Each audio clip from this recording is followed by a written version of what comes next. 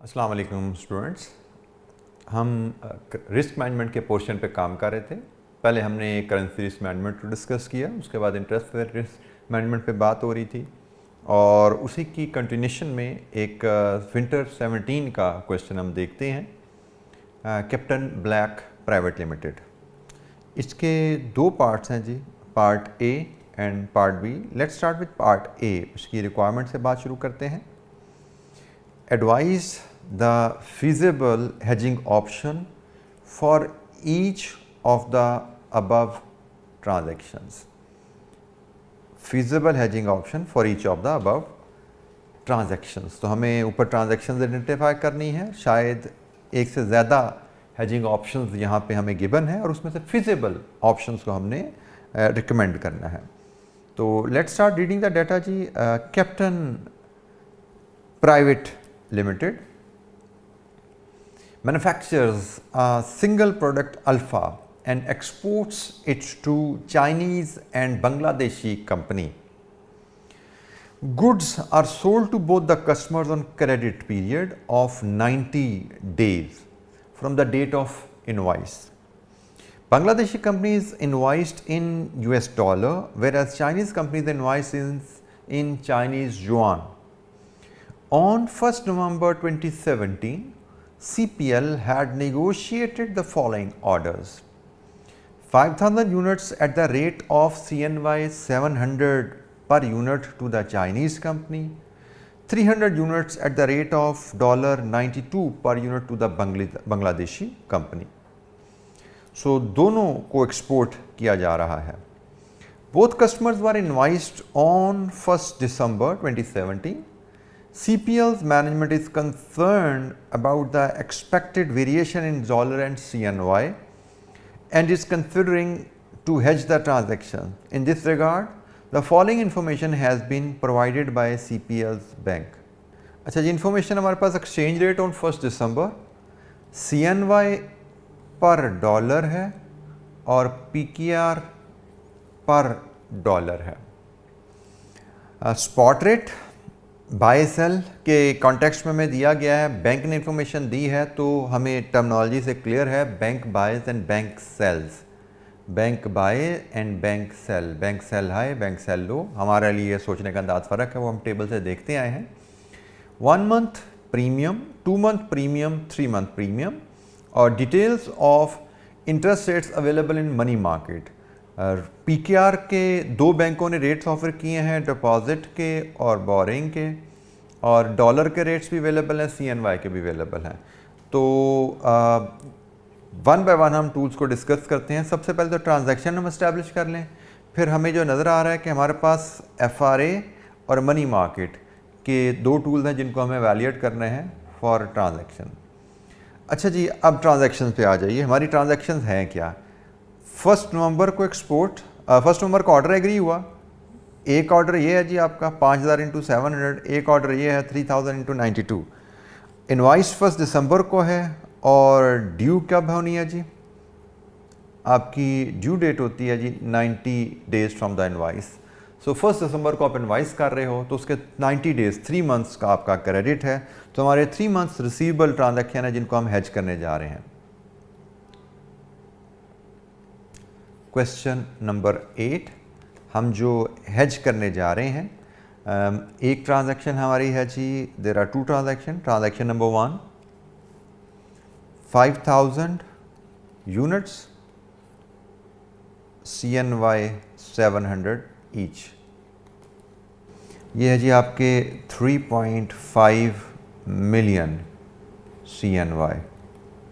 और दूसरी ट्रांजैक्शन आपकी है 3,000 units at $92. It is $276,000। ये जी 2 ट्रांजैक्शन हैं जिनको हमें हेज करना है। अब हमारी होम करेंसी कौन सी है जी? Captain black private limited. Although उसने बताया नहीं, पाकिस्तानी कंपनी के लिए हम काम कर रहे हैं, लेकिन हमें शायद यहाँ से इस एक्सचेंज रेट से इंट मिल रहा है कि एक करेंसी हमारी चाइनीज़ है, एक करेंसी हमारी डॉलर है और तीसरी करेंसी जो यहाँ पे जिक्र है वो पाकिस्तानी है। तो हम यहाँ से जो क्लियरली हमें इंडिकेशन मिल रही है कि हम एक पाकिस्तानी कंपनी के लिए काम कर रहे हैं। अच्छा जी, अब पाकिस्तानी कंपनी के लिए आप काम कर रहे हैं और आपकी ये 2 रिसीवेबल्स हैं इन 90 डेज जिनको आपको हेज करना है। हम वन बाय वन ट्रांजैक्शंस को लेके चलते हैं। Let's start with transaction number first. हम ट्रांजैक्शन नंबर 1 पे बात करते हैं और इसमें हम जाते हैं FRA पे। अच्छा, ट्रांजैक्शन नंबर 1 में FRA में अब आपको तवज्जो क्या करनी है कि हमारी CNY की रिसीट है। हमारी CNY की रिसीट है, हमें CNY को बेचना है। हमारी होम करेंसी रुपीज़ है, हमें CNY को फॉर रुपीज़ बेचना है। तो क्या हमारे पास CNY और रुपीज़ की पैरिटी अवेलेबल है? The answer is no. हमारे पास CNY और रुपी की पैरिटी अवेलेबल नहीं है। CNY रुपी की पैरिटी अवेलेबल नहीं है तो क्या करना है जी? क्रॉस रेट फंक्शन आपसे शेयर हुआ हुआ है कि हमें 2 पैरिटीज अवेलेबल हैं, CNY डॉलर और एक PKR डॉलर। हमें CNY और PKR चाहिए तो हमें क्रॉस रेट फंक्शन पे जाना पड़ेगा और क्रॉस रेट फंक्शन में हमें 3 मंथ के जो फॉरवर्ड रेट्स हैं वो चाहिए जिनको हम यूज़ करेंगे। तो हम करते क्या हैं, सबसे पहले CNY डॉलर का 3 मंथ फॉरवर्ड और PKR डॉलर का 3 मंथ फॉरवर्ड अपने सामने लेके आते हैं। एक डिस्काउंट पे है, एक प्रीमियम पे है। हमें पहले इनको अपने सामने लेके आना है। हम सबसे पहले CNY पर डॉलर स्पॉट देखते हैं क्या है। इट इज़ 6.77 और फिर हमें 3 मंथ प्रीमियम अवेलेबल है जी। 3 मंथ प्रीमियम 0.067 एंड 0.072। अच्छा, ये अब आपको यहाँ पे जो डिसीजन लेना है कि हमें ये प्रीमियम ऐड करने हैं या लेस करने हैं, दैट डिपेंड्स कि हमारी ये जो रेट्स अवेलेबल हैं ये डायरेक्ट कोट में हैं या इनडायरेक्ट कोट में हैं। इस रेट के बारे में तो हम क्लियर हैं जी। ये रेट पाकिस्तान PKR पर डॉलर, ये तो हमें पता है, हम पाकिस्तानी कंपनी के लिए काम कर रहे हैं। होम करेंसी फर्स्ट करेंसी है तो ये तो डायरेक्ट कोट होगी, ये तो क्लियर हो गया। इस एक्सचेंज रेट के बारे में हम कुछ क्लियर नहीं है क्योंकि हमें पता नहीं कि, क्योंकि इसमें हमारी होम करेंसी तो है ही नहीं, हमें पता ही नहीं हमारे होम करेंसी कौन सी है। तो हमारे लिए जो बेहतर, अब यहाँ पे हमें अजम्पशन थोड़ी सी लेनी पड़ेगी और अजम्पशन हमारी जो यहाँ पे बनती है वो ये बनती है कि हम ये चाइनीज़ मार्केट से ये रेट उठाया है। हमने ये रेट चाइनीज़ मार्केट से उठाया है। कीपिंग इन व्यू हम डील कर रहे हैं चाइना से, बांग्लादेश से, और हमें चाइनीज़ करेंसी का रेट यहाँ पे अवेलेबल है अगेंस्ट डॉलर। तो हम अज्यूम करें, एक रीज़नेबल समय अजम्पशन है कि हमने ये रेट चाइनीज़ मार्केट से लिया है और जब ये रेट हमने चाइनीज़ मार्केट से लिया है तो साथ ही हमें पता लग गया ये तो डायरेक्ट कोट है। Just like this rate, home currency per unit of foreign currency, यहाँ पे भी home currency per unit of foreign currency है, तो ये डायरेक्ट कोट है। और डायरेक्ट कोट में हमें पता है प्रीमियम ऐड किया जाता है। ठीक है जी, ये असूल हम सीख चुके हैं कि प्रीमियम ऐड किया जाता है। हमने अज्यूम किया और उसके मुताबिक हमने रिस्पेक्टिव प्रीमियम ऐड किया, तो यहाँ से हमें 3 मंथ फॉरवर्ड मिल जाता है। हमें 3 मंथ फॉरवर्ड मिल रहा है और ये 3 मंथ फॉरवर्ड है CNY पर डॉलर में।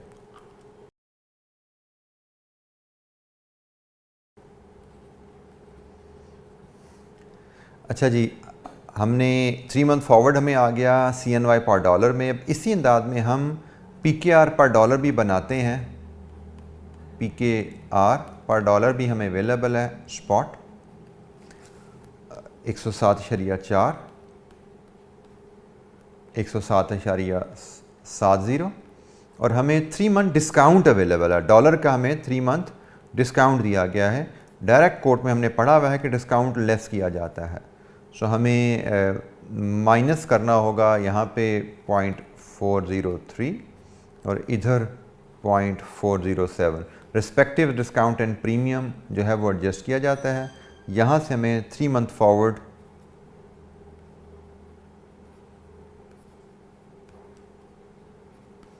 PKR पर डॉलर मिल गया।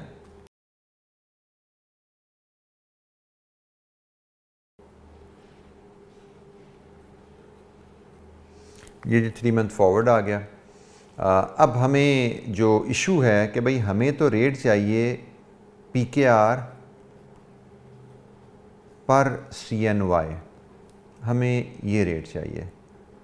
हमारे पास जो रेट्स अवेलेबल हैं, एक CNY पर डॉलर है, एक PKR पर डॉलर है, और हमें रेट चाहिए PKR पर CNY। ये क्रॉस रेट फंक्शन है। और क्रॉस रेट फंक्शन के बारे में आपसे जब हमने करेंसी रिस्क मैनेजमेंट शुरू की तो वहाँ मैंने आपको सिखाया था कि अब क्रॉस रेट करना है, लेकिन हाई और लो दो रेट्स अवेलेबल हैं। और सबसे पहले आप देखते हैं कि भाई ये एक इक्वेशन 1 है, ये इक्वेशन 2 है, तो हमें इसमें से और इसमें से डॉलर को कैंसिल करना है and we want to be left with PKR per CNY। तो मैथमेटिकली ये कैसे होगा, जब हम डिवाइड करेंगे इक्वेशन 2 विद इक्वेशन 1, हमें इक्वेशन 2 को इक्वेशन 1 से डिवाइड करना है। और डिवीजन जब करनी है हाई लो में, तो हमने सीखा हुआ है कि हम क्रॉस वे में डिवीजन करते हैं। आपको सिखाया गया था जब आपने मल्टीप्लाई करना होता है इक्वेशंस को, तो आप लो को लो से मल्टीप्लाई करेंगे, हाई को हाई से मल्टीप्लाई करेंगे। लेकिन जब डिवाइड करना होता है तो आप क्रॉस में करते हैं। जैसे हमने कहा जी हमने PKR पर डॉलर को डिवाइड करना है CNY पर डॉलर से, और डिवीजन में अब हम हाई को लो से और लो को हाई से डिवाइड करेंगे। 106.997 को मैं डिवाइड करूंगा 6.842 के साथ, और 107.293 को मैं डिवाइड करूंगा 6.737 के साथ। क्रॉस रेट फंक्शन में डिवीजन जब करनी है तो वह ऐसे की जाती है,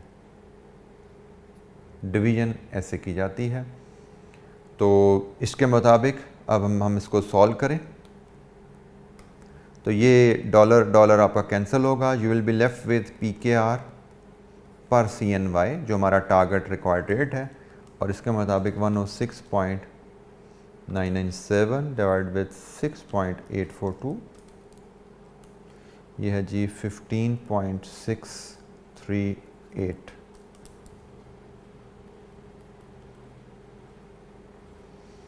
लीजिए जी, ये हमारे पास 3 मंथ फॉरवर्ड में क्रॉस रेट होके PKR पर CNY का रेट आ गया।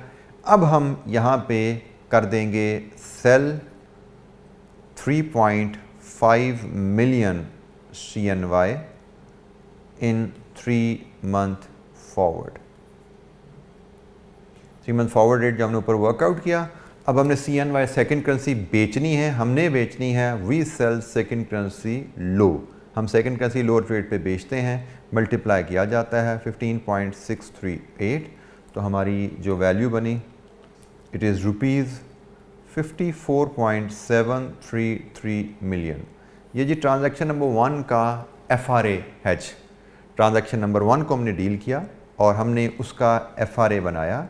1 बाय 1 ट्रांजैक्शन लेके चल रहे थे। पहली transaction 3.5 million Chinese yuan receivable, उसका FRA बनाना था। 3 मंथ फॉरवर्ड रेट चाहिए था। फॉरवर्ड रेट हमें चाहिए था PKR per CNY which was not available. हमें अवेलेबल क्या था? हमें अवेलेबल था CNY पर डॉलर, हमें अवेलेबल था PKR पर डॉलर। तो हमने क्रॉस रेट फंक्शन से डॉलर को दोनों रेट्स में से कैंसिल आउट किया और PKR पर CNY वर्कआउट कर लिया। उसके लिए हमने ये फंक्शन परफॉर्म किया। और क्रॉस रेट फंक्शन में आपको बताया हुआ है कि जहाँ पे हाई लो दो रेट्स गिवन हो तो हमें डिवीजन करते हुए क्रॉस में डिवीजन करनी होती है। हाई को लो से डिवाइड करते हैं, लो को हाई से डिवाइड करते हैं। हाँ, अगर ये हमें यहाँ पे डिवाइड की जगह मल्टीप्लाई करना होता तो आपको बताया हुआ है कि लो को लो से और हाई को हाई से मल्टीप्लाई करना होता है। तो मैथमेटिकली हमने ये 3 मंथ फॉरवर्ड रेट अरेंज किया और इस पे हमने अपनी प्रोसीड्स डिटर्मिन कर ली। 54.733 मिलियन, ये जी हमारे पास प्रोसीड आ गई है। अच्छा जी, अब इसी ट्रांजैक्शन का हम मनी मार्केट हेज बनाते हैं। मनी मार्केट हेज इसी ट्रांजैक्शन का जो 3.5 मिलियन यूएन रिसीवेबल है, रिसीवेबल का मनी मार्केट हेज बनाना है, एसेट का मनी मार्केट हेज बनाना है। तो फॉरेन करेंसी लायबिलिटी ले लीजिए। इसका मतलब आप बोरो करेंगे CNY बोरो होना है तो पता लग गया, डिपॉजिट होना है PKR, तो CNY बारो होना है, sell CNY at spot, CNY को स्पॉट पे आपको बेचना है। अच्छा जी, अब हम वर्किंग आगे एक्सटेंड करते हैं। हमें बोरो करने हैं CNY, कितना CNY बोरो करना है? सफिशेंट के principal plus interest in 3 months time 3.5 million CNY हो जाए हमारे पास इकट्ठा। CNY किस रेट पे बोरो होता है जी? मनी मार्केट रेट्स पे जाइए, CNY बोरो होता है जी 9% पे, 0.09 लीजिए जी। यहाँ से हम वैल्यू वर्कआउट करते हैं, हमें कितना CNY बोरो किया है हमने, ये है CNY जो आप बोरो करेंगे।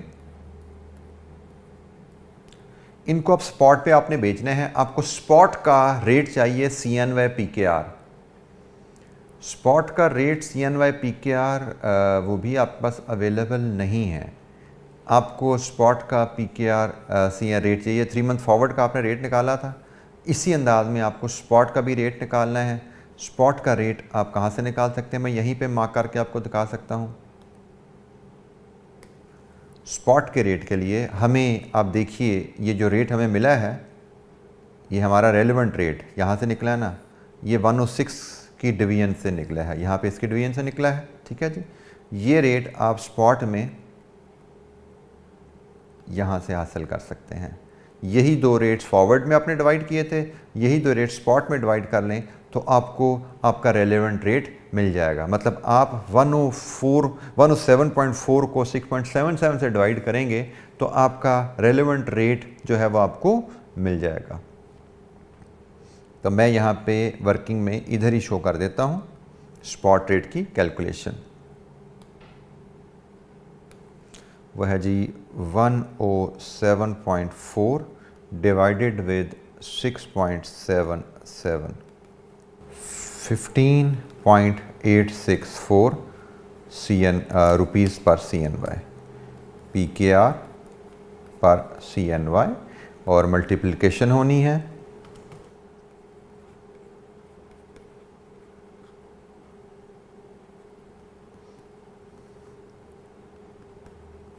ये जी। आपको PKR मिले, इसको आप डिपॉजिट करवा दें फॉर 3 मंथ्स। अब PKR किस रेट पर डिपॉजिट करना है, अब यहाँ पे थोड़ी तवज्जो चाहिए। आपको डिपॉजिट के 2 रेट्स अवेलेबल हैं, तो you will definitely select the better rate. जो बैंक आपको बेहतर डिपॉजिट का रेट दे रहा है, आप उसी के पास अपना डिपॉजिट कराएंगे। 6.5%।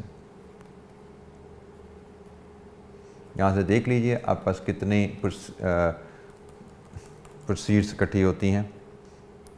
55,184,597, ये जी आपका मनी मार्केट से हेज ट्रांजैक्शन नंबर 1 का। ट्रांजैक्शन नंबर 1 में क्रॉस रेट फंक्शन हमने 2 जगह इस्तेमाल किया। एक यहाँ पे हमने cross rate function spot rate निकालने के लिए यूज़ किया PKR पर CNY, क्योंकि हमें PKR पर डॉलर अवेलेबल था, हमें CNY पर डॉलर अवेलेबल था। हमने दोनों को डिवाइड किया और डिवीजन में हमने क्रॉस रेट सेलेक्ट किए। और मैंने ये 2 रेट्स क्यों सेलेक्ट किए, क्योंकि मैं पहले ही जब फॉरवर्ड की डिवीजन कर रहा था तो वहाँ पर मैंने इस्टेब्लिश कर लिया था कि मुझे मेरा जो रिक्वायर्ड रेट मिल रहा था, जो लो रेट मुझे चाहिए था, वो मुझे किन वैल्यूज़ की डिवीजन से मिला।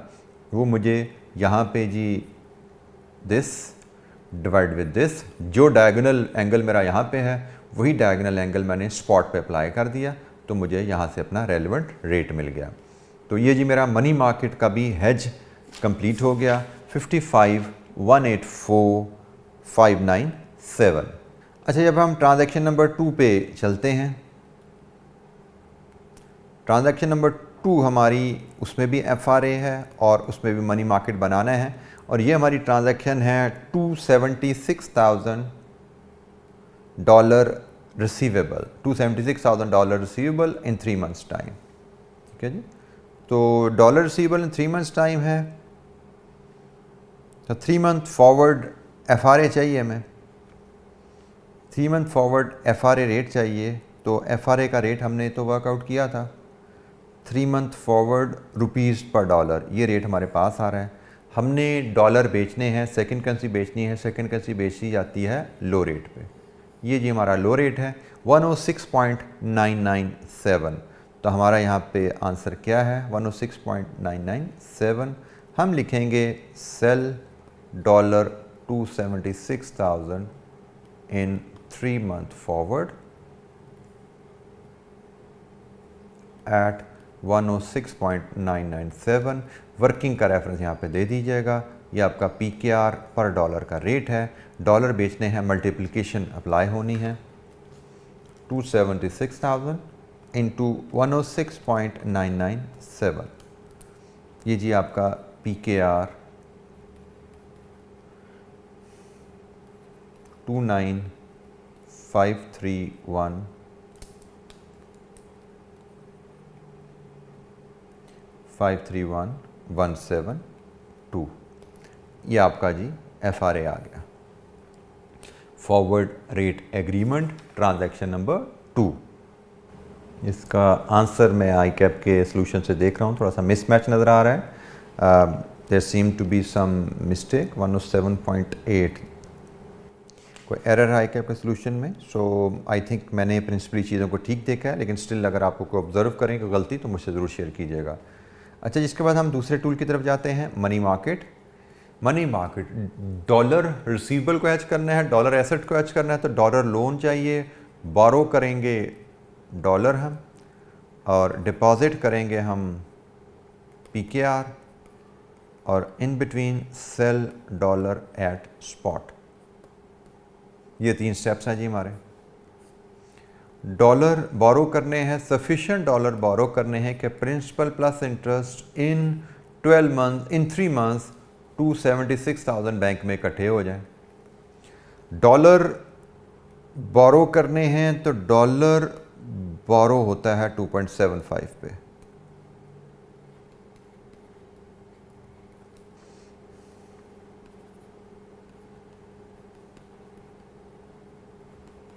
ये डॉलर जी हमने सेल करने हैं स्पॉट पे, डॉलर हमने स्पॉट पे सेल करने हैं। सेकंड करेंसी सेल करनी है, सेकंड करेंसी सेल होती है जी लो रेट पे, सेकंड करेंसी सेल होती है लो रेट पे, and division will be used. और डिस्काउंट है, डिस्काउंट यहाँ पे लेस किया जाता है। सॉरी जी, मैं आपको गलती बता दूँ, ICAP ने गलती क्या की, यहाँ पे हमने देखा ये डिस्काउंट है और डिस्काउंट डायरेक्ट रेट में डिडक्ट किया जाता है। ICAP ने डिस्काउंट को ऐड कर दिया है, ये उसकी मिस्टेक मुझे नज़र आ गई। उन्होंने जो रेट यूज़ किया वो 107.8 का रेट यूज़ किया था, विच इज़ 107.4 प्लस 0.4। 107.8 का रेट ICAP के सोल्यूशन में आप यहाँ पे देख सकते हैं। मैं आपसे बोर्ड पे यहाँ पे शेयर भी कर लेता हूँ। जो ये 107.8 का रेट वो यूज़ कर रहे हैं सेल 3 मंथ फॉरवर्ड में, विच इज़ इनकरेक्ट। डिस्काउंट है, डिस्काउंट लेस किया जाता है, ठीक है जी। तो ये एरर है, मैंने आपको बता भी दी एरर है क्या। तो एनीवेज लेट्स मूव फॉरवर्ड। हमारे लिए रेलेवेंट रेट 107.4 है स्पॉट का। सो 107.4 आपके पास जो डिपॉजिट के लिए PKR अवेलेबल हैं जी वो हैं 29,440,000।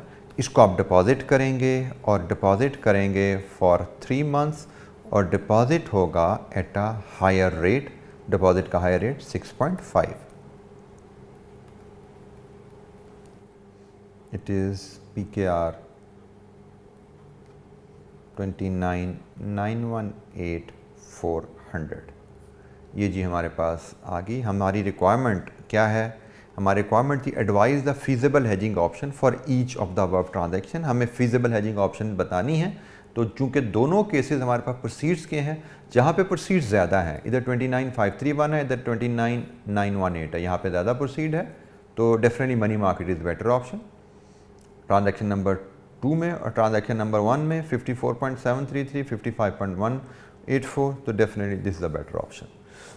दोनों केसेस में, दोनों ट्रांजैक्शन की केसेस में money market is a better hedging option. तो ये एक straight forward currency risk management का FRA मनी मार्केट का क्वेश्चन था। इसमें हमें सिर्फ जो ख्याल रखना था वो क्रॉस रेट फंक्शन की एप्लीकेशन थी। That was the only trick in this question. Otherwise ये 11 नंबर आप समझ सकते हैं कि बोनस नंबर थे 11 नंबर आपके। एक क्रॉस रेट फंक्शन जो हम पहले कवर कर चुके हैं उसकी एप्लीकेशन थी। और हाँ, एक और चीज़ आप जो कह सकते हैं जो हमने पहले नहीं देखी हुई, उसने 2 रेट्स दे दिए, तो definitely will go for the better rate. अगर हमें बोरो करना होता तो बोरिंग का हम लो रेट उठाते, डिपॉजिट करना है तो डिपॉजिट का हम हाई रेट उठाते हैं। तो ये छोटी सी एक चीज़ थी जिसका आपको ख्याल रखना था। जो मैं आपको बार बार कहता रहा हूँ कि बी प्रिपेयर्ड, आपको कुछ ना कुछ नया मिलेगा एग्जाम में। तो कोई नई चीज़ मिले तो इसका मतलब ये नहीं कि आप उसको नहीं डील कर सकते, you just have to think a little. तो यहाँ पे सिर्फ एक नई चीज़ जो देखें तो वो ये थी कि डिपॉजिट कर लोन के 2 रेट्स दे दिए गए थे, जिसकी कोई एज सच मेरे हिसाब से कॉम्प्लिकेशन हमारे सिनेरियो में ऐड नहीं होती। It is a very simple, मैं कहूँगा अनसीन एलिमेंट था जो ऐड किया गया यहाँ पे। अच्छा जी, now let's move to part B. अब पार्ट बी क्या है जी? इट्स अबाउट शेयर्स, जिसके बारे में as till now you may think कि भाई हमने तो शेयर्स की क्लास में, शेयर्स फ्यूचर की क्लास में डिस्कशन नहीं की, लेकिन मैंने आपको एक चीज़ बताई भी है कि भाई जैसे करेंसी की हेजिंग है, करेंसी की परचेज़ की हेजिंग है, करेंसी की सेल की हेजिंग है करेंसी फ्यूचर से, सिमिलरली शेयर्स की परचेज़ की हेजिंग, शेयर्स की सेल की हेजिंग शेयर्स की फ्यूचर से हो सकती है। जिस तरह करेंसी की ऑप्शन वर्क करती हैं, बिल्कुल उसी अंदाज में शेयर्स की ऑप्शन भी वर्क करती हैं। तो ये क्वेश्चन हमें पास्ट में आया था शेयर्स फ्यूचर के ऊपर। हम देखते हैं इसमें क्या चीज़ है हमारे लिए, हम कैसे इसको मैनेज कर सकते हैं, क्या इसमें स्कोर हम कर सकते हैं। ये 8 मार्क का क्वेश्चन था, ठीक है जी। ये जो हम क्वेश्चन देख रहे हैं विंटर 17 में शेयर्स के फ्यूचर पे क्वेश्चन था, और विंटर 19 में जो क्वेश्चन गुजरा वो शेयर्स की ऑप्शंस पे क्वेश्चन था। उसको भी देखेंगे इंशाअल्लाह आगे चल के, बट पहले हम इस क्वेश्चन में देखते हैं और इस क्वेश्चन में सीखते हैं कि क्या चीज़ है जो नई है और हमें इसको किस अंदाज में डील करने की ज़रूरत है। रिक्वायरमेंट है जी, devise the hedging strategy using stock future contracts. जिस तरह करेंसी फ्यूचर होते हैं, स्टॉक फ्यूचर से मुराद shares future, and calculate the net outcome and hedge efficiency assuming that CPL's incremental rate of borrowing is 10% पर annum। Hedge efficiency बतानी है और हेज की आउटकम बतानी है, अज्यूमिंग कि हमारे पास जो फंड्स अवेलेबल हैं बोरिंग वो 10% पे अवेलेबल है, 30 days in a month assume कर लीजिए। अच्छा जी, अब हम चलते हैं इसका डाटा पढ़ते हैं पार्ट बी का। ये कंप्लीट डाटा इस वक्त हमारे सामने है, इसके नीचे से रिक्वायरमेंट है जो स्क्रीन से आउट है। On 30 November 2017 CPL's board approved an investment of 15 million in the shares of DB Limited and HO Limited in the ratio of 60 and 40। 15 million investment होनी है 60% 40% के रेशियो में DBL और HOL में। ये 30 नवंबर को डिसीजन हो गया। Both companies have significant growth prospects and are currently performing well at the Pakistan Stock Exchange. However, CPL does not have the required funds at present। अभी पैसे नहीं है उस पर खरीदने के, and the funds are expected to be available in 2 months time। मतलब ये बिल्कुल वही करेंसी वाला सिनेरियो है, करेंसी खरीदनी है, कब खरीदनी है? 2 महीने बाद। तो यहाँ पे भी ये शेयर्स खरीदने हैं, लेकिन कब खरीदने हैं? 2 महीने के बाद। तो therefore management is considering to hedge the purchase through 3 month stock future contracts। In this regard, following information has been provided by the stockbroker, ready market and future prices and their transaction cost per share on 1 December। 1 दिसंबर को ready market से मुराद spot की rates क्या हैं इन shares के, prices और transaction cost. You all should be aware, जब stock market में आप कोई शेयर्स बाय करते हैं या शेयर सेल करते हैं तो यू हैव टू पे ट्रांजैक्शन कॉस्ट, जिसको ब्रोकरेज कमीशन भी कहा जाता है। और सिमिलरली आपको फ्यूचर मार्केट की प्राइसेस भी दी गई हैं, ट्रांजैक्शन उनकी प्राइसेस क्या है और उनकी ट्रांजैक्शन कॉस्ट क्या है। जिस तरह शेयर्स आप खरीदते हैं तो उनकी ट्रांजैक्शन कॉस्ट है, फ्यूचर्स आप खरीदेंगे बेचेंगे उनकी भी ट्रांजैक्शन कॉस्ट है। 10% margin is payable on future transaction which is adjustable at the time of final settlement. Margin का कॉन्सेप्ट मैं आपसे शेयर कर चुका हूँ, पहले हमारी इस पर यकीन बात हुई भी है, और मैंने आपसे शेयर किया था कि मार्जिन जो होता है, मार्जिन कॉस्ट नहीं होती, मार्जिन का फाइनेंशियल इम्पैक्ट जो है वो कॉस्ट होती है। उसने कहा जी 10% मार्जिन रिक्वायर्ड है। अब जितनी वैल्यू के फ्यूचर्स आप बाय करेंगे उतनी वैल्यू के आपको 10% का मार्जिन रखाना पड़ेगा, और उसका फाइनेंस कॉस्ट हमें बताया गया था रिक्वायरमेंट में शायद 10% उसकी फाइनेंस कॉस्ट भी होती है। The share price of DBL and HUL are expected to increase by 5% and 8% respectively in 2 months. 2 महीने बाद जब एक्चुअली शेयर खरीदने का टाइम आएगा तब अंदाज़ा है कि प्राइसेस 5 एंड 8% से बढ़ जाएंगी। अच्छा, ये अब ज़रा तवज्जो कीजिएगा, फ्यूचर हेज हमने सेटअप बनाना है। जिस तरह करेंसी की परचेज का फ्यूचर हेज बनता था, कैसे? Buy currency future now, sell करके क्लोज होता था, गेन लॉस आता था, स्पॉट मार्केट ट्रांजैक्शंस होती थी और उसमें गेन लॉस आप एडजस्ट कर देते थे। एग्जैक्टली लगभग सेम चीज़ यहाँ पे होने वाली है। आप यहाँ पे भी शेयर्स बाय करने के हैज करना है तो बाय फ्यूचर से हैज होंगे, सेल फ्यूचर से क्लोज होंगे, उस पर आप गेन लॉस निकालेंगे, कितना गेन या लॉस आया, और फिर वो आपकी जो अब यहाँ पे चूंकि हमने करेंसी खरीदनी नहीं है, हमारे पास फंड्स अवेलेबल हैं, हमने शेयर्स खरीदने हैं, तो हमारे जो फंड्स अवेलेबल हैं हमारे वहाँ पे था करेंसी से करेंसी बाय कर रहे होते तो गेन या लॉस हमारी करेंसी के जो आउटकम थी उसमें एडजस्ट होता था। यहाँ पे हमने जो हमने बाइंग सेलिंग करनी है उसके लिए फंड्स की बात हो रही है, तो हमारा गेन या जो लॉस आएगा वो हमारे फंड्स में एडजस्ट हो जाएगा। कैसे? सिर्फ एक माइनर सी सिर्फ एक चेंज है, मैं इसको जब हम थर्ड स्टेप पे पहुँचेंगे मैं आपको एलैबोरेट करूँगा, लेकिन हेज सेटअप होगा, हेज क्लोज होगा और हेज पे गेन लॉस आएगा। ये कहानी वही है जो मैंने पहले करेंसी में शेयर की है। हाँ, फ़र्क सिर्फ क्या आएगा, हेज सेटअप और हेज क्लोज में दो वैल्यूज़ के डिफरेंस से गेन लॉस नहीं निकलेगा, यहाँ पे दो और वैल्यूज़ भी हैं जो मैं इनकॉर्पोरेट करनी पड़ेगी गेन लॉस में। एक ट्रांजैक्शन कॉस्ट और दूसरी मार्जिन पे इंटरेस्ट। तो हम वर्किंग शुरू करते हैं जी पार्ट बी के लिए। हमारे पास 2 कंपनीज हैं, दोनों के लिए हम यहाँ पे 2 कॉलम वर्किंग के बना लेते हैं। एक कंपनी है जी हमारे पास DBL, एक है जी HOL। जैसे मैंने आपसे शेयर किया, हम बाय स्टॉक फ्यूचर से हैज सेटअप करेंगे, फिर हम उसको सेल स्टॉक फ्यूचर से हैज क्लोज करेंगे और वैल्यूज़ हमारी रुपीज़ पर शेयर में गिवन है। ठीक है जी। देन यहाँ से हमें मिलेगा प्रॉफिट ऑब्लिक लॉस पर शेयर फ्यूचर की ट्रेडिंग में। फिर जैसे मैंने आपसे बात की कि बात सिर्फ यही प्रॉफिट एंड लॉस हमारा फाइनल नहीं है, इसमें से हमें लेस करना पड़ेगा interest on margin, interest on margin, और इसमें से हमें लेस करना पड़ेगा मैं वर्किंग कैलकुलेशन की जगह भी नीचे छोड़ता जा रहा हूँ, इसमें से हमें लेस करना पड़ेगा ट्रांजैक्शन कॉस्ट को।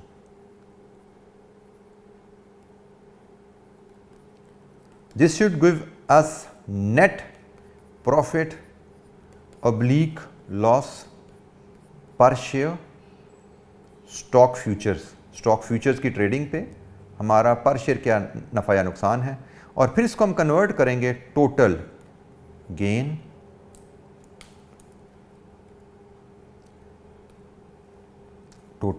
गेन या लॉस में, और इसको फिर हम इसमें हम ऐड करेंगे, बल्कि हम actual funds available for investment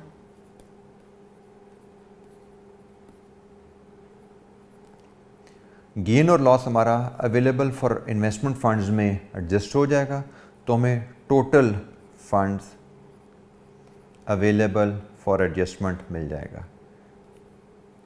for investment मिल जाएगा। मैं इसको थोड़ा सा आपको एलैबोरेट कर दूं। बेसिकली हो गया क्या कि यहाँ पे हमारे पास उसने आपको बताया हुआ है कि 15 मिलियन टोटल है, जिसमें से 60% आपने इन्वेस्ट करना है इस कंपनी में, तो वो बनता है जी 9 मिलियन, और 6 मिलियन यहाँ पे इन्वेस्ट होना है।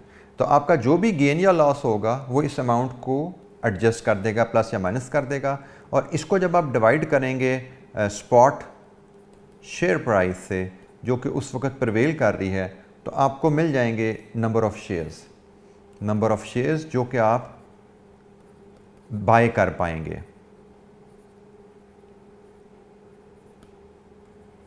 अपनी हेज की मैच्योरिटी पे। मैं कंप्लीट सवाल कर लूँ फिर मैं इसको मज़ीद एलैबोरेट आपको कर दूँगा।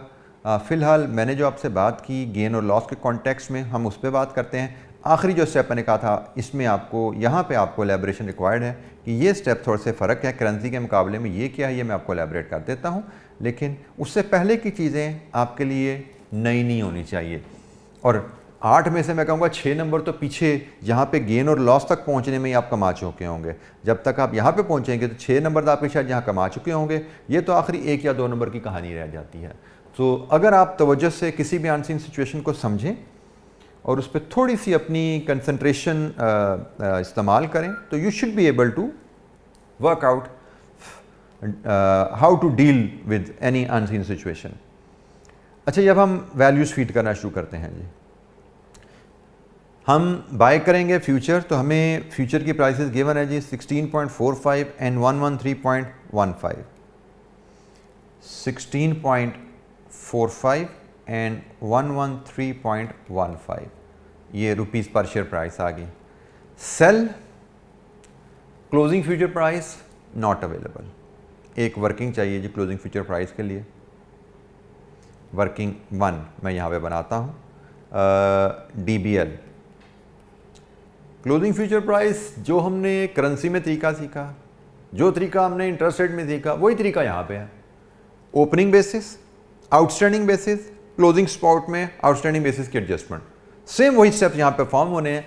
और यहाँ पे अब हम उसको जब हमने एफिशिएंट वे, मैंने शायद कल आपसे शेयर किया था, efficient way closing future price calculate करने का, efficient presentation not the method, method तो वही है 3 स्टेप, प्रेजेंटेशन एफिशिएंट मैं आपसे शेयर करता हूँ।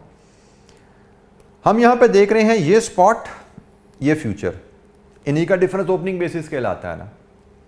तो ओपनिंग बेसिस की कैलकुलेशन 16.45 माइनस 16.2, ये आपकी फ्यूचर है और ये आपकी स्पॉट है। ये हमें डिफरेंस क्या बता रहा है कि फ्यूचर की वैल्यू ज़्यादा है, इसका मतलब क्लोजिंग स्पॉट में आउटस्टैंडिंग बेसिस ऐड होने हैं, स्पॉट में बेसिस ऐड होंगे तो ही फ्यूचर की वैल्यू हमें ज़्यादा मिलेगी ना। तो हमारा क्लोजिंग स्पॉट क्या होने वाला है वो उसने में यहाँ पे बताया हुआ है कि भाई DBL की प्राइस 5% बढ़ेगी, स्पॉट से 5% ऊपर जाएगी।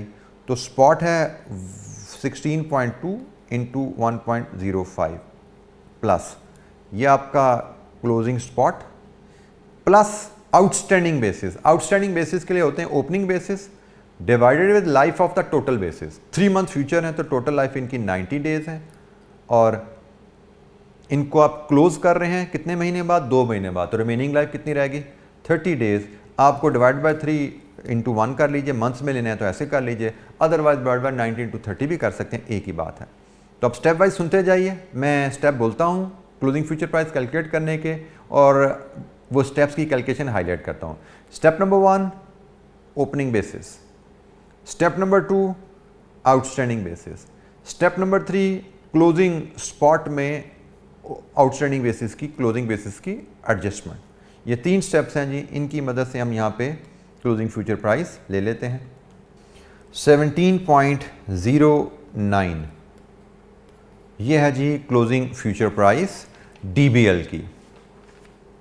इसी पैटर्न पे हम HUL की भी क्लोजिंग फ्यूचर प्राइस मेजर कर लेते हैं।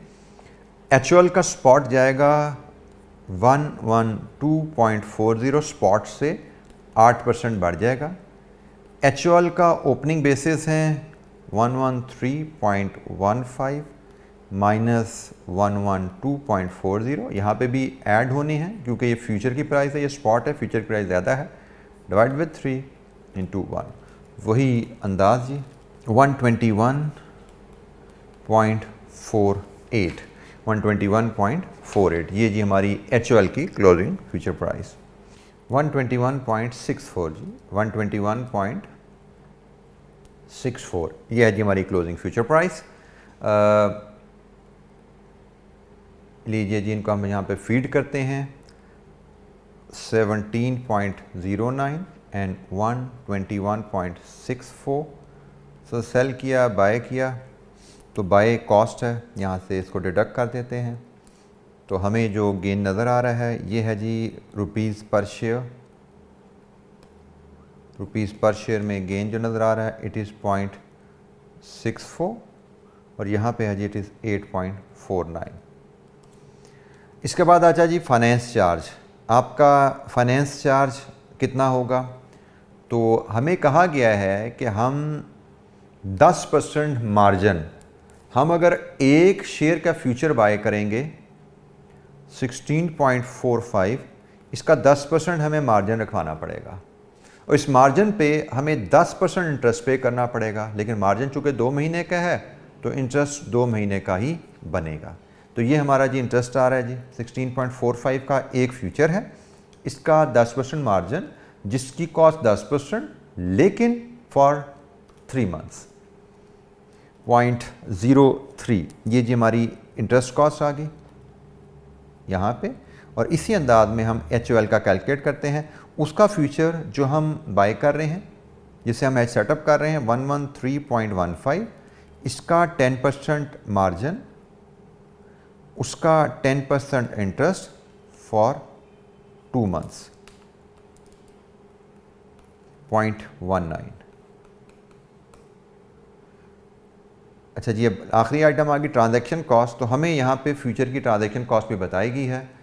अब यहाँ पे थोड़ी सी आपके तवज्जो चाहिए। ट्रांजैक्शन कॉस्ट, आप स्टॉक मार्केट में शेयर खरीदें, आप स्टॉक मार्केट में शेयर बेचें, आपको ट्रांजैक्शन कॉस्ट पे करनी पड़ती है हर ट्रांजैक्शन पे। तो आपने फ्यूचर में कितनी ट्रांजैक्शन की हैं? बाय सेल, इसका मतलब आपको हर शेयर में 2 दफ़ा ट्रांजैक्शन कॉस्ट पड़ेगी। आपकी एक कंपनी की ट्रांजैक्शन कॉस्ट DBL की ट्रांजैक्शन कॉस्ट 0.15 है इंटू 2, ये बनती है जी 0.3, और HOL की ट्रांजैक्शन कॉस्ट है 0.85 इंटू 2, ये बनती है जी 1.7। लीजिए जी, यहाँ से आप अब देख सकते हैं आपका नेट प्रॉफिट लॉस पर शेयर कितना आ रहा है। तो 0.64 माइनस 0.03 माइनस 0.3, तो यहाँ पे बना जी आपका ये भी रुपीज़ पर शेयर है 0.31, और यहाँ पे दूसरी HOL के लिए आपका बन रहा है जी 8.49 माइनस 0.19 माइनस 1.7, दिस इज 6.60। अब ये है आपका गेन पर share. And the question is आप कितने शेयर्स के फ्यूचर लेंगे। अब यहाँ पे देखिए जी, आपने जो चीज़ सीखी हुई है ये बिल्कुल वही है नंबर ऑफ, जहाँ वहाँ पे हम करेंसी में या इंटरेस्ट रेट में लिख करते थे ना कॉन्ट्रैक्ट्स, हमें जब पर यूनिट गेन या लॉस आ जाता फिर हम कॉन्ट्रैक्ट्स पे जाते थे। अब यहाँ पे हमारे लिए कॉन्ट्रैक्ट्स का जिक्र नहीं है, हमारे लिए यहाँ पे कुछ शेयर्स में कॉन्ट्रैक्ट्स का जिक्र नहीं है। इसका मतलब हम futures in terms of contracts नहीं लेंगे, इन टर्म्स ऑफ शेयर्स लेंगे। अब जरा तवज्जो कीजिएगा, हम DBL में कितना पैसा इन्वेस्ट करना चाहते हैं? टोटल 15 मिलियन का 60% पैसा हम DBL में इन्वेस्ट करना चाहते हैं। अब this is amount to be hedged. जब हम DBL की बात कर रहे हैं, हम 9 मिलियन की इन्वेस्टमेंट को हेज करना चाहते हैं। तो नंबर ऑफ कॉन्ट्रैक्ट्स हम कैसे निकालते थे? Amount to be hedge divide with contract size. अब यहां पे जब कॉन्ट्रैक्ट साइज नहीं है, मकसद यहां पे क्या होता है कि हम कितने यूनिट्स के कितने शेयर्स को हेज करने जा रहे हैं थ्रू कॉन्ट्रैक्ट्स। मकसद हमारा यही होता था। वहां पे भी कॉन्ट्रैक्ट साइज अब जब लेते थे तो वहां पे मेजर क्या कर रहे होते हैं, हम कितने डॉलर की परचेज हेज कर रहे हैं, हम कितने अमाउंट की बोरिंग हेज कर रहे थे करेंसी और इंटरेस्ट रेट में। This is what we were measuring जब हम नंबर ऑफ कॉन्ट्रैक्ट्स निकालते थे। तो यहां पे उसके पैरेलल देखें हम कितने शेयर्स की परचेज हेज कर रहे हैं। तो इसका तरीका यहां पे होगा amount to be invested divided with future price जिस पे आप कॉन्ट्रैक्ट बाय कर रहे हो। तो वो है जी DBL के लिए 16.45 है।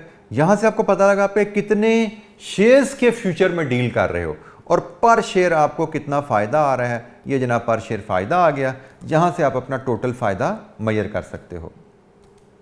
15 मिलियन का 60% डिवाइड विद 16.45, तो आपको पता लगा आपने कितने शेयर्स के फ्यूचर में डील किया, मल्टीप्लाइड विद 0.31, आपको पता लग गया आपको टोटल फ़ायदा कितना आया। आपका टोटल फ़ायदा आ रहा है जी 169,000। इसको मिलियंस में अगर हम ले जाएं, क्योंकि हम यहाँ पे 9 मिलियन है, इसको भी मिलियन में ले जाएं तो ये 0.1 0.17 मिलियन का गेन आ रहा है। ये भी रुपीज़ इन मिलियन में 0.17 का गेन है। इसी पैटर्न पे मैं आपको HUL की कैलकुलेशन शेयर करूं। HUL में 15 का 40% हमने इन्वेस्ट करना है, 15 मिलियन का 40% इन्वेस्ट करना है। इसके फ्यूचर की प्राइस जो हम डील कर रहे हैं दैट इज़ 113.15। तो हमें कितने शेयर्स के फ्यूचर हमने ट्रेड किए हैं मल्टीप्लाइड विद गेन पर शेयर्स हमें मिल गया, तो यहाँ से हमें उसकी वैल्यू मिल जाएगी 0.35। ये जी गेन हमारा इधर आ गया, ये भी गेन है। अब आपको यहाँ से देखिए, आपने फ्यूचर में बाइंग की, सेलिंग की, फ्यूचर मार्केट में से आपको गेन मिला। ये गेन आपके पास फ्यूचर मार्केट से आ गया और साथ ही आपको 15 मिलियन जो आपके फंड आपके पास अवेलेबल होने थे वो भी आपके पास आ गए। तो अब आप देख लीजिए टोटल फंड्स अवेलेबल आपके पास कितने हो गए। 9.17 मिलियन हो गए आपके पास DBL के लिए और 6.35 मिलियन आपके पास हो गए HUL के लिए। इसमें एक स्टेप जो आपके ICAP एग्जामिनर ने नहीं किया, मुझे लगता है कि हमें वो करना चाहिए कि हम देखें उस वक्त की स्पॉट शेयर प्राइस क्या चल रही है। ये हमने वर्कआउट की थी स्पॉट शेयर प्राइस पीछे कहीं, मैं दोबारा रिवर्क कर देता हूँ यहाँ पे 16.2 इंटू 1.05 और 112.4 इंटू 1.08। ये जब हम हेज क्लोज कर रहे हैं तब की स्पॉट प्राइस हमारे पास आ रही है।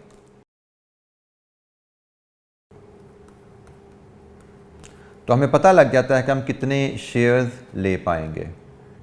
Shares in millions 0.539 million share ले पाएंगे और यहाँ पे 6.35 डिवाइड विद 121.39